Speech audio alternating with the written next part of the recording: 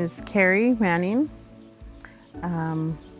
My mother is Sharon Shields. My father is Ted James. I grew up here on the Fort Peck Indian Reservation since 6th grade, so back in the mid-'80s. I've been here since then. My mom and dad divorced, and he's from Nevada. So my family's from Primer Lake Paiute tribe, which is 25 miles east, actually 27 miles east of Reno, Nevada, and the Primer Lake Paiute tribe. And my mom is from here, Fort Peck. And so, of course, when they divorced, we moved here with my mom, and I've been here. Graduated high school at Wolf Point High School in 1989. I just told you my age now. No, jokes. No, yeah. But I graduated from Wolf Point, and honestly, I left here in '89, and I didn't move home until 2007. So I stayed away all that time. As far as living, I'd come back and visit mom and family, and during Stampede or any celebrations or funerals and stuff all those years. But I ended up going to college and settling in Nevada, down in Nevada and the reservation down there. I was working at the Reno Sparks Indian Colony. I met my husband, and then we moved here in 2007. My interest, I guess, of working with the youth and stuff started early on, I'd say, because a lot of my jobs were always in the school. I didn't get a degree in education. I got a degree in business, and then later on in the years, I've got a degree in education. But I started out substitute teaching in Nevada. I was in the office and stuff, but then I realized I really liked the school, working in the school better than the office at the time. And then so I got a job right away working in the schools in Reno. I worked as a substitute teacher, and then I started coaching, because I used to play basketball too. So I've coached girls, and then I coached junior high boys, and it was a lot of fun, and I don't know, I just started like being around the youth and motivating them and guiding them, I guess. So then when I moved here, I had some of that work experience already. So I started applying for jobs, and I got a job right away at the Wolf Point School District office, and but I was a district secretary. And so as time went on, they moved the district office over to the high school, and then the high school switched my title to be attendant secretary and district secretary. I mean, like, I was kind of doing a lot of different things. And then I got involved in the Indian Club. Wolf people, Togaje Oyadabi is their name. And I was like, wow, that's cool. And another teacher had the position as the advisor for them. And she left. She transferred after a couple years, and she's like, Carrie, you should take over and apply for it. And I was like, okay, I will. And so I became the advisor for Wolf people about 2009, I think. And it was a lot of fun. So there was already a lot of structure already, They had their own little constitution and their own bylaws, and they were a little organized, and I thought, wow, this is cool. And so I kind of just picked up where she left off and started being the advisor for that, and did a lot of different things, and just guided the youth around. And so with that, and then just being in the school and making connections, I guess. Fast forward, 2016, I got approached by Courage, and he asked me if I'd be interested in applying for a job at Spottable. And I was like, huh? Master's degree? I don't have a master's degree. I don't think I'm eligible for this. And so I didn't apply for it. And I seen him again at the Red Ribbon Run. He's like, did you apply for it? It's gonna close next week. And I was like, no, I didn't apply for it again. He goes, yeah, we had to reopen it because you didn't apply for it the first time.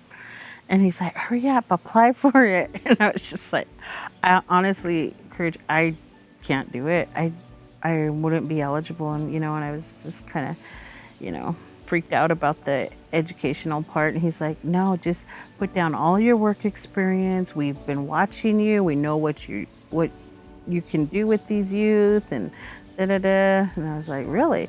So I've been involved in a lot of different things. So like the Johnson O'Malley program with the JOM program with the Will Point Schools. My husband and I have been involved in that. Actually, the Indian education, since we started in 2007, 2008, we got involved. So anyway, so that community volunteer work, I guess you could call it. And so he told me, put that down, put all these things that you do in the community with your youth. And so I did. And then I guess it made me qualified to have a master's degree. Wow. I don't know if you want to put that on the video or not, but I'm just saying that's how I was able to justify it, Yeah. It was pretty cool. Yeah. So when I came on board, they honestly already had like a plan laid out. Like, this is what we were thinking to do. This grant, the MSPI Gen I is a Meth Suicide Prevention Initiative - Generation Indigenous. So it's MSPI Gen I. So the Generation Indigenous is the youth, and so they told me that we want you to work with the youth, pretty much just do a lot of what you do with your wolf people at the high school. And I'm like, really? Okay, I could do this. and they had an idea of you getting all the youth from all the schools. I'm like, okay, I could do that. And so I also shared with the youth that we, since wolf people already had a constitution and bylaws, that we can just revise them, make them our own. So that's pretty much how that started. But they wanted me to go out and recruit the kids, and so I was like, all right. So I went to each of the schools and went and visited their student councils, their Indian clubs, and kind of chose the kids that are already leading the school, already in leadership positions. It seemed to be a lot, even though it's open for everybody. It really honestly is. And because I know we've got a lot of good leaders that aren't involved in any of that stuff, the student council and all that. So I basically just kind of opened it up and let the schools know that that it's open for anyone. So we have elections once a year, like in September after school starts, and bring all the youth from each of the schools together, and they elect their chair, their vice chair. They elect their officers at that time. And from that point, we make it so that there's one student representing each school. This past year was really exciting because we got Culbertson involved and Nashua involved. So it's not only the 4 public schools on Fort Peck Indian Reservation, it's also the two border schools. So that's really exciting. And so this next year, they came in at the semester. So this will be the first year that they'll be involved in the election process. So gonna do some recruiting there too. The Nakona Dakota Oyate Youth Council, and they made that name up too, along with some of our help. So some of the things that they've done, well, what we use them for, I guess, was to do events.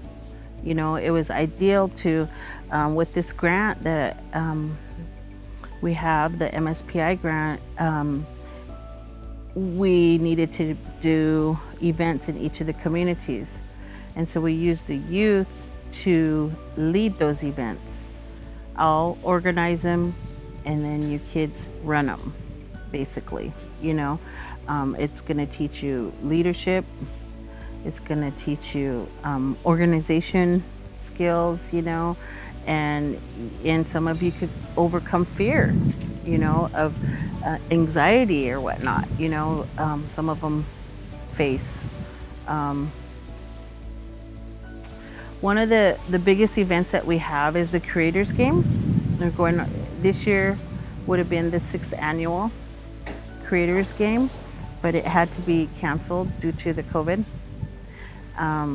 But we used the youth to be the clan leaders and lead the group of the younger youth to each of the events throughout the Creators Game. So Creators Game is actually the biggest event that they're involved in.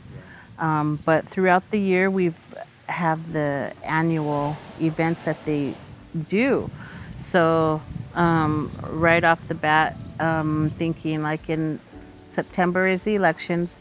October they do a pretty big haunted house down by the river in Poplar. November they do they combine efforts with another nonprofit organization called Tukan Ulam, and they have a turkey dinner. And then December, try to either have round dances or do something in the winter months. In January,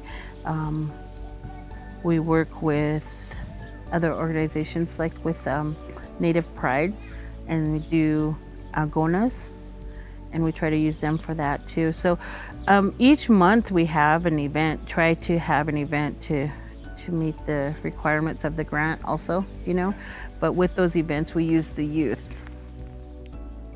We use the youth to lead those. And then also events in between that maybe something they would want to do.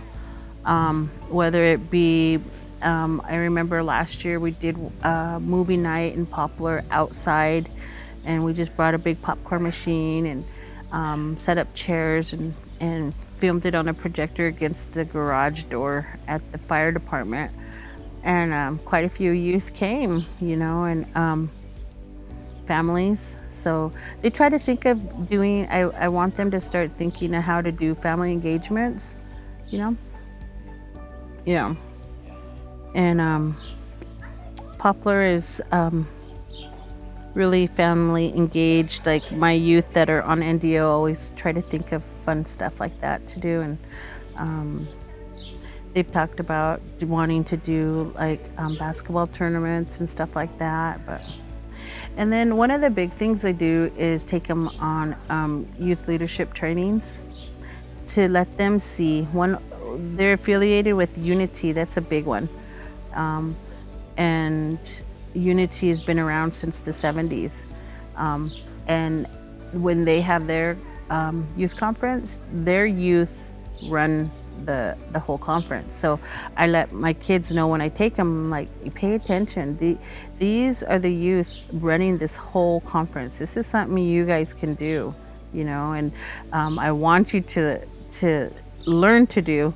And so honestly, NDO has been going for 4 years, and some of the youth that started out at the very beginning, I can really see a difference in their leadership. You know, like they were freshmen when they started, and they're going to be seniors this year. And I've noticed how they carry themselves now. You know, in the events that they do and stuff, or they want to do, and their leadership skills. What I've just recently started doing, what's really helped actually with this pandemic, is I slowed down. I slowed way down, you know, and I really had to start doing some self-care, you know, with myself. And I've always been this type of person where I just, if you're gonna do something, you're gonna do it, and you're gonna do it good. You're gonna do it right. You're gonna do it the best that you can do it, you know.